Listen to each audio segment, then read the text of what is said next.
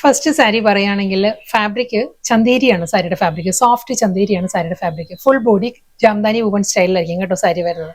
വളരെ budget friendly ആയിട്ട് നമുക്ക് ഡ്രേപ്പ് ചെയ്യാവുന്ന നല്ല ബ്യൂട്ടിഫുൾ സാരീസ് ആണ്. കോറൽ പീച്ചാണ് സാരിയുടെ കളർ പാലറ്റ് വരുന്നത്.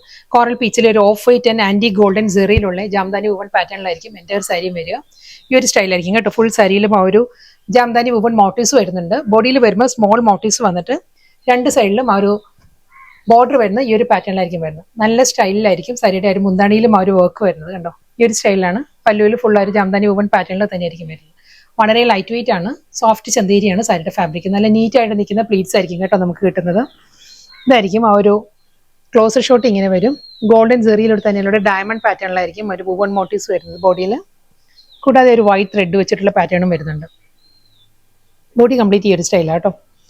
ബോർഡർ വരുമ്പോൾ ഇതാണ് ബോർഡറിൽ ആ ഒരു ജാംദാനി വുവൺ പാറ്റേണിലായിരിക്കും ബോർഡറും. അതിലും ഒരു ഗോൾഡൻ സെറി ഒരു ബൂട്ടി വർക്ക് വരുന്നുണ്ട്. മുന്താണി ഇതായിരിക്കും പല്ലുവിൽ വരുമ്പോൾ. നല്ലൊരു പേസ്റ്റൽ പീച്ച്, ഒരു കോറൽ പീച്ചാണ് സാരിയുടെ കളർ വരുന്നത്. റണ്ണിങ് ബ്ലൗസ് അവൈലബിൾ ആണ് സാരിക്ക്. സെയിം ടോണിൽ തന്നെ ഇതേ കോറൽ പീച്ചിട്ട് തന്നെ വിത്ത് ബോർഡർ ആയിരിക്കും റണ്ണിങ് ബ്ലൗസ് വരുന്നത്.